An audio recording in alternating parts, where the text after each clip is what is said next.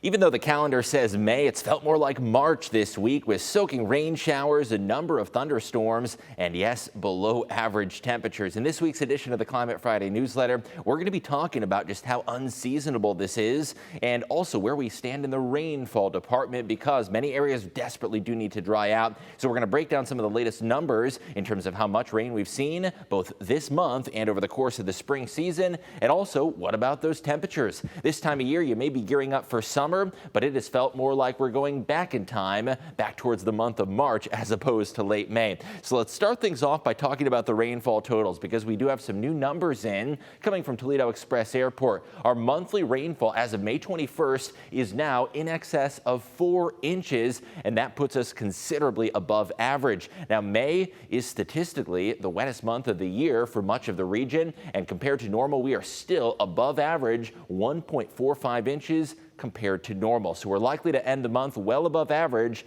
even if we can squeeze out a few dry days towards the end of the month. Now, it's not only the amount of rain, but the frequency of rain and the sheer number of rainy days that we have experienced so far. So far in May, 14 days have brought measurable rainfall, and that means there have been more rainy days than dry days across the Toledo area, and that's something that you've likely noticed is the frequency of the rainfall in addition to the amounts that we have seen. And compared to the number of dry days, a very wet month overall. 14 days with measurable rain and just 8 days with no rain, and that's as of May 22nd, and it's likely that we continue to add on a couple more of these before we enjoy some dry days to wrap up the month. The weather outlook is trending a little bit drier for those final days of May and start of June, and you can stay tuned to the WTOL 11 weather team for that latest forecast. So where do we stand for the spring season as a whole? Well, not surprisingly, we are well above average. Spring rainfall total just shy of 1 foot of rainfall, and of course, spring is notoriously a rainy time of year,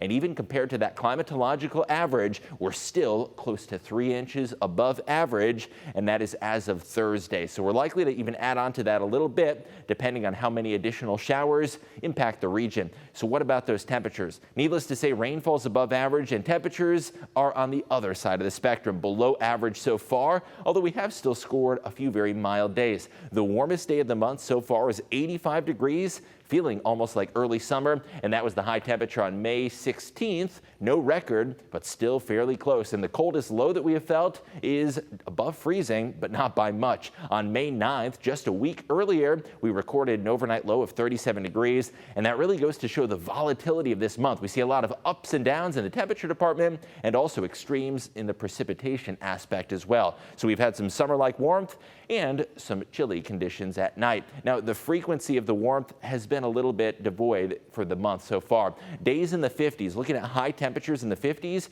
we have been adding on a number of those this week. We've had 5, and that is more typical of March and April than mid to late May. Now compare that to the number of days with highs in the 80s, and we have only had 4 of those with the warmest day, and that was at 85 degrees. So there's been more days with highs in the 50s than in the 80s, and that is something that is not typical of this month. There's also been a couple of days where we barely itched out a 60-degree temperature reading. So a number of cool days in terms of the frequency and the magnitude of that cold. Now, what about unseasonably warm conditions? Sometimes the month of May does bring 90-degree days. Not this year, of course. We've only hit 85, but last year we actually had 2 days in the month of May that did record 90-degree temperature readings, and both of those days were right on at 90 degrees. What about the year prior? We only had 1 day that was in the 90s, and our hottest day that month was even hotter at 91 degrees. So this will be the first May in the last couple of years without a 90-degree day. Based on the latest 10-day forecast, it is safe to say we're going to fall well below that 90-degree mark, and even as we warm up towards the end of the month, we're likely to only be in the 70s. So no 90-degree days like the 2 that we recorded last year. Now, 90-degree days obviously become more common and more frequent as we head towards the summer season. And you'll want to stay tuned to that weather forecast as we're rounding the corner into the month of June, because those 90s are inevitably going to come. Now, historically, the most or the greatest number of 90-degree days by month is 7 in the month of May. So we have recorded a number of 90s over the course of May, even before summer officially sets in. The month month of June, we've seen up to 12. July is statistically our hottest month of the year, and that is when the number of 90s really ramps up. Even into August, we have had 16 90-degree days in August, and September tied with May at 7 90-degree days, and the most that we've ever recorded over a calendar year is 44 90-degree days. Now, occasionally, a year goes by without a single 90-degree reading, and we are yet to record that 90 this year, although a couple of years, including 1902, 1871, and 1872, all went without a single 90-degree temperature reading. So time will tell how we fare this year, but it does go to show that there can be some years without any sort of major heat. Now, what about over the course of the year? How do those temperatures change, and what can you expect as we round the corner towards June?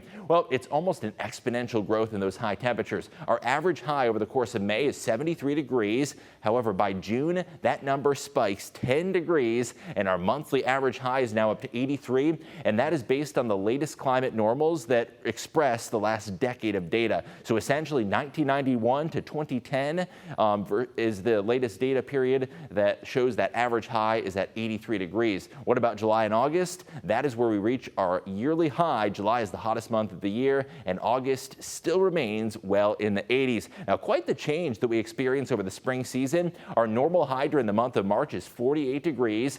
We haven't quite been that cold this week, despite the chilly rain. Our average high over April is 62, and that has been more characteristic of the weather that we have experienced this week. Now, what is the climate link? Well, those 90-degree days and extreme heat are becoming a little bit more commonplace. Comparing present-day data back to 1970, the number of annual 90-degree days is on the rise, and in a typical year, we now see 13 more 90-degree days. Of course, the extreme is that 44 number of the highest 90s. You can see that spike there on the graph. That is the most 90-degree days we have ever recorded in a calendar year. But overall, the linear trend is undeniable that we're seeing more 90-degree days. We have yet to record one this year, and it's likely that summer lovers are going to have to be a little bit patient. You want to stay tuned to that WTOL 11 weather forecast as we round the corner into June, and we'll have the latest on the summer weather that may impact you in the latest Climate Friday newsletter.